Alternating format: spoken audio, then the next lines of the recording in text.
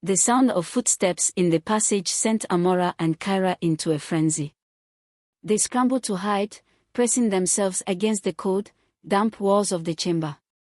Their hearts thundered as the sound grew louder, accompanied by the faint flicker of a lantern's light. Amora gripped Kyra's hand tightly, both sisters frozen in the shadows. Through a crack in the stone, Amora peered out and saw a figure entering the chamber. It was Sister Bernadette, her face eerily calm yet stern, illuminated by the warm glow of her lantern. She stepped toward the altar with an air of purpose, her movements deliberate and unsettling. Amora held her breath, her mind racing. What was Sister Bernadette doing here at this hour, and why did she seem so familiar with this hidden place? Sister Bernadette placed her lantern on the altar, its light casting long, eerie shadows across the room. From her pocket, she pulled out a small book bound in black leather. She opened it carefully, her lips moving silently as if reciting a prayer or incantation. Amora couldn't make out the words, but the air grew heavier with every whispered syllable. Suddenly, Bernadette turned her head sharply, as if sensing she wasn't alone. Amora felt her chest tighten as the nun's piercing eyes scanned the room. Kyra squeezed Amora's hand, and they both inched further into the darkness, desperate to remain hidden. After what felt like an eternity, Bernadette blew out the lantern and left, the echo of her footsteps fading into the passage. The sisters exchanged a look of pure terror. Whatever Sister Bernadette was involved in, it was darker and more dangerous than they had imagined. They needed answers, but they also knew they couldn't afford to get caught. The sisters waited until they were sure the passage was clear before emerging from their hiding place. Amora's knees shook as she led the way back to the altar. The heavy leather-bound book that Sister Bernadette had left behind lay open on the stone surface. Its pages were filled with cryptic symbols, diagrams, and strange incantations that made little sense to the girls. This is what she was reading, Kyra whispered, her voice trembling. Do you think this is part of what's been happening to the girls? Amora nodded, running her fingers lightly over the pages. The drawings were grotesque, figures bound in chains, strange creatures lurking in the margins, and intricate patterns that seemed to swirl as she stared at them. At the bottom of one page, a single phrase stood out in bold, handwritten script, "The blood of innocence shall open the gate." Kyra gasped as she read the words. What does that mean? A gate?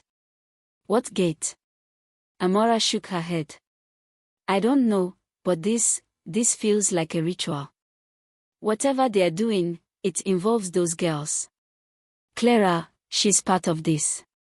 As they examined the book further, they noticed something else, a map. It was crudely drawn but unmistakable, a layout of the school, with specific areas marked in red. One of the marked spots was the very chamber they stood in. Another was a room in the west wing, a part of the school they rarely visited. We need to find out what's there, Amora said firmly. Kyra hesitated but eventually nodded. They carefully tucked the book under Amora's jacket, knowing it might be the key to uncovering the truth. As they climbed back up the stairs, their resolve hardened. They were closer than ever to understanding the dark secret of St. Agatha's, but the closer they got, the more dangerous their mission became.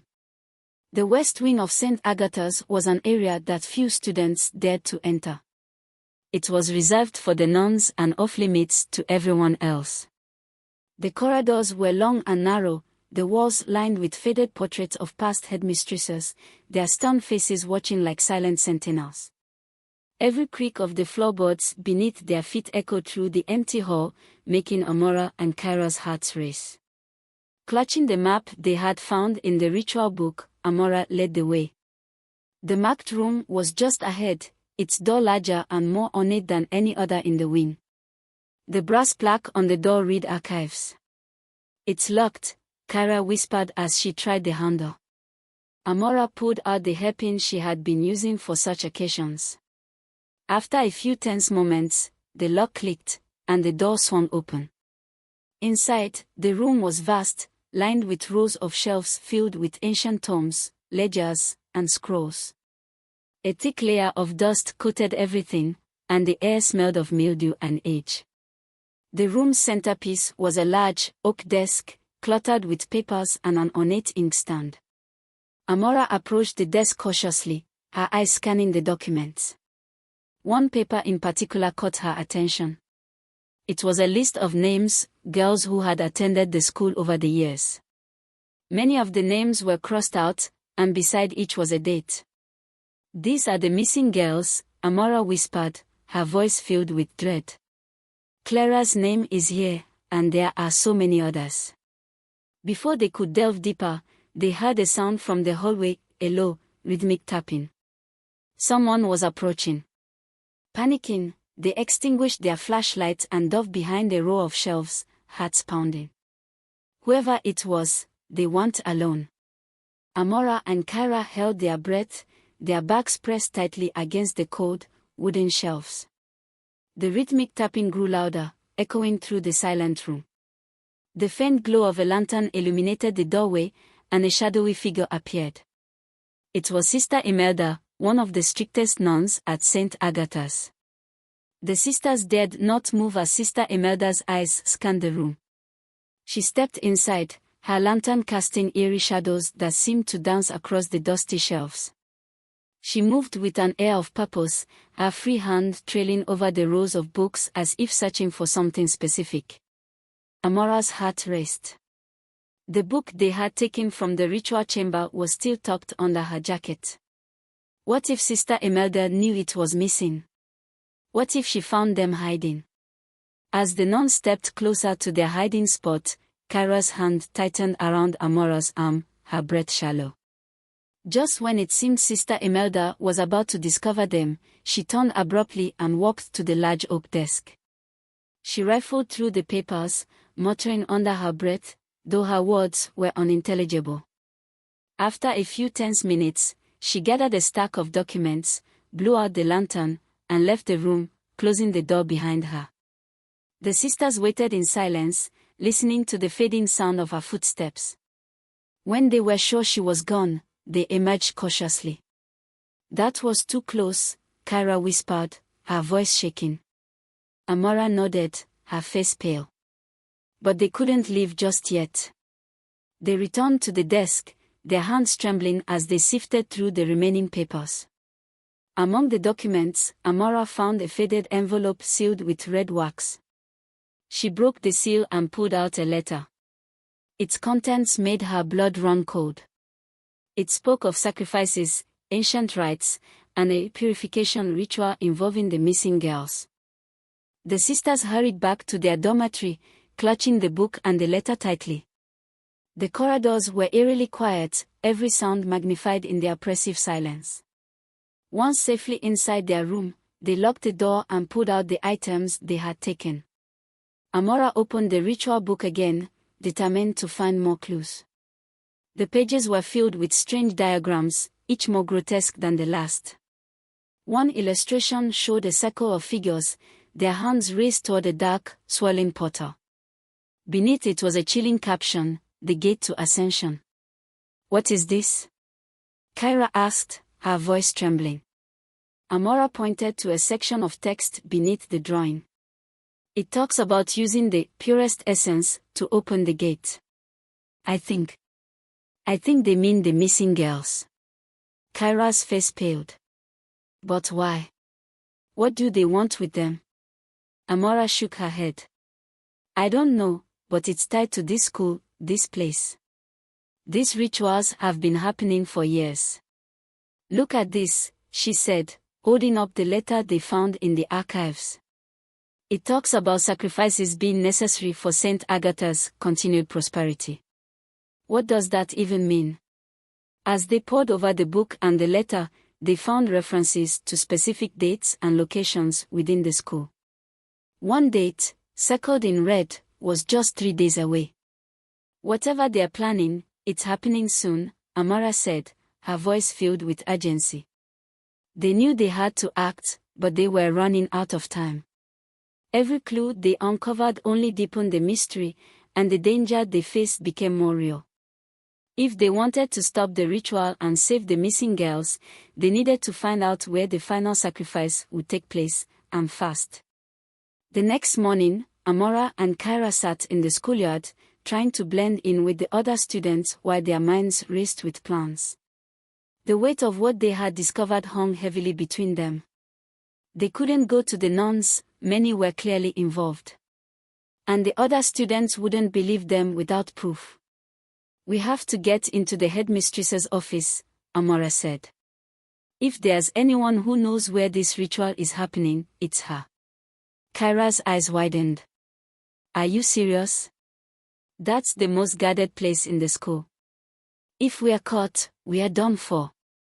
Amora leaned closer, her voice low. "Do you have a better idea? The archives didn't tell us everything, and the book only gives clues. We need to know exactly where this gate is and how to stop it." Kyra hesitated but eventually nodded. They waited until the school was quiet that evening, slipping out of their dormitory and making their way to the administrative wing. The headmistress's office was at the end of a long, dark corridor. The door was locked, as they expected. Amora walked quickly with her hairpin, her hands trembling as she picked the lock.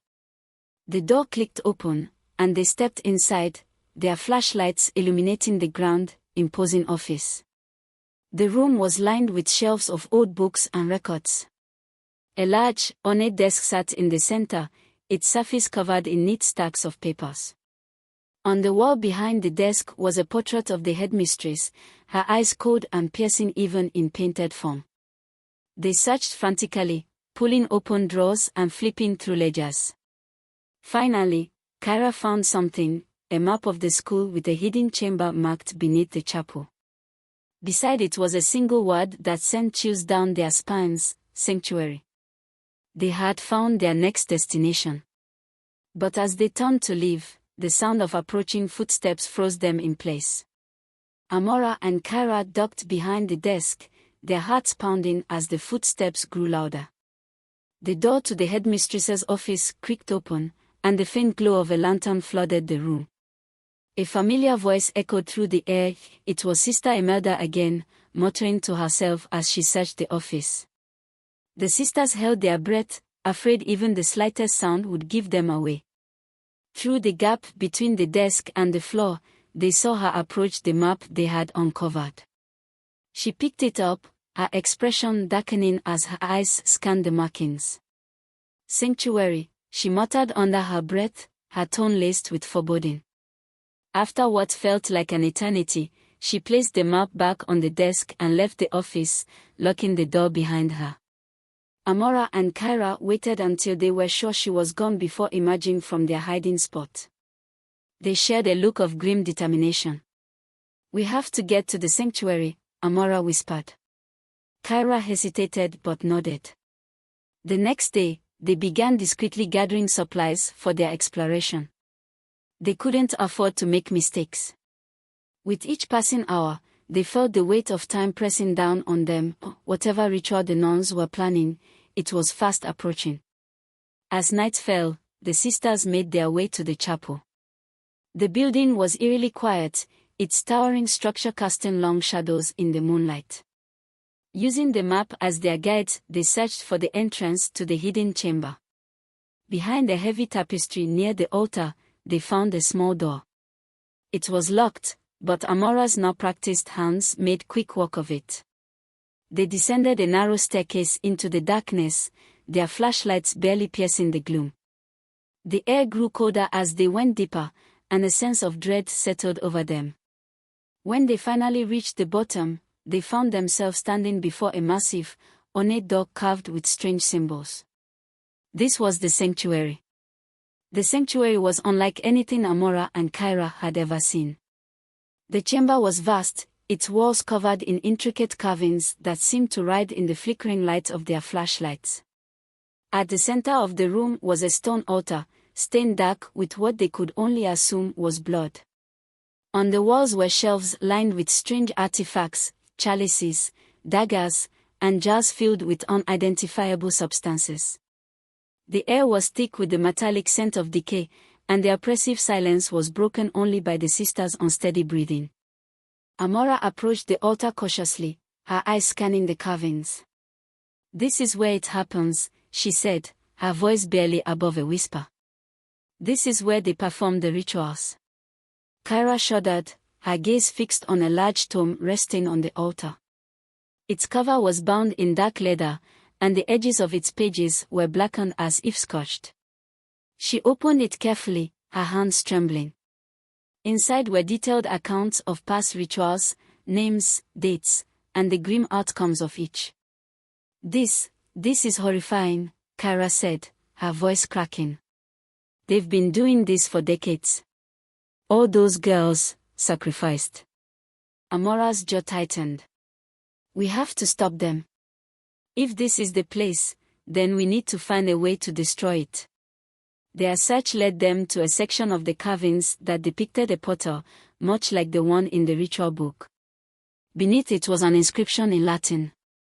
Amora translated it slowly: "To close the gate, the cycle must be broken." "What does that mean?" Kyra asked, her voice laced with fear. Amora shook her head. "I don't know, but we need to find out fast." The sisters' investigation was cut short by the sound of voices echoing down the staircase. Panic surged through them as they realized someone was coming. They quickly extinguished their flashlights and hid behind one of the large stone columns that lined the sanctuary. The door creaked open, and several figures entered. Amora recognized them immediately: Sister Bernadette, Sister Imelda, and the headmistress herself. They were accompanied by 2 other nuns, all carrying lanterns and speaking in hushed tones. "The preparations are nearly complete," the headmistress said, her voice calm but cold. "The gate will open tomorrow night, and the chosen one will lead us to salvation." Amora and Kyra exchanged a horrified glance. Tomorrow night. They had less than 24 hours to stop this. The nuns moved to the altar, placing various items upon it: a dagger, a chalice, and a small wooden box. Amora strained to hear their conversation, but their voices dropped lower as they began chanting. The air in the room grew heavier, and a faint hum filled the space. Suddenly, the headmistress stopped and turned, her eyes scanning the room. "We are not alone," she said sharply. The sisters' blood ran cold as the nuns began searching the sanctuary. Amora grabbed Kyra's hand, and they silently moved further into the shadows, their hearts pounding. They needed to escape, but the only exit was the staircase now blocked by the nuns. Just as the nuns neared their hiding spot, a loud crash echoed from above. The nuns froze, then hurried back up the stairs to investigate. Amora and Kyra didn't wait to find out what had caused the noise. They bolted for the door, their breaths ragged as they climbed back to the chapel. Back in their dormitory, Amora and Kyra tried to process what they had just witnessed. The ritual was happening tomorrow night, and the nuns already had their preparations in place. The sisters knew they couldn't stop this alone. "We need help," Kyra said, pacing the small room. "But who? Everyone here is either involved or too scared to fight back." Amora sat on the edge of her bed, her mind racing. "What about the villagers? The ones who warned us on the way here?" Kyra frowned. "Do you think they'd believe us? And even if they did, would they dare stand up to the nuns?" Amora sighed, her frustration mounting. "It's the only chance we've got. If we can convince them, maybe they'll help us stop this." The sisters waited until the early hours of the morning before sneaking out of the school. They made their way to the village, their path illuminated by the pale light of the moon. When they arrived, they went straight to the home of the old woman who had warned them on their first day. The woman, startled by their late-night visit, listened intently as they explained everything they had discovered. Her expression grew grave, and she nodded slowly. "I knew something dark was happening at that school," she said. "We've lost too many girls over the years. It's time we put an end to it." With her help, The sisters gathered a small group of villagers willing to confront the nuns. Armed with torches, tools, and their collective resolve, they set out for St. Agatha's. The battle to stop the ritual had begun. Hello beautiful listeners, thank you for listening to this story. I'd really appreciate it if, after enjoying this story, you could take a moment to like, share, subscribe and leave a comment on how soon you want me to release the part 3 of this story. Your support means a lot and helps encourage me to keep sharing more stories. Bye.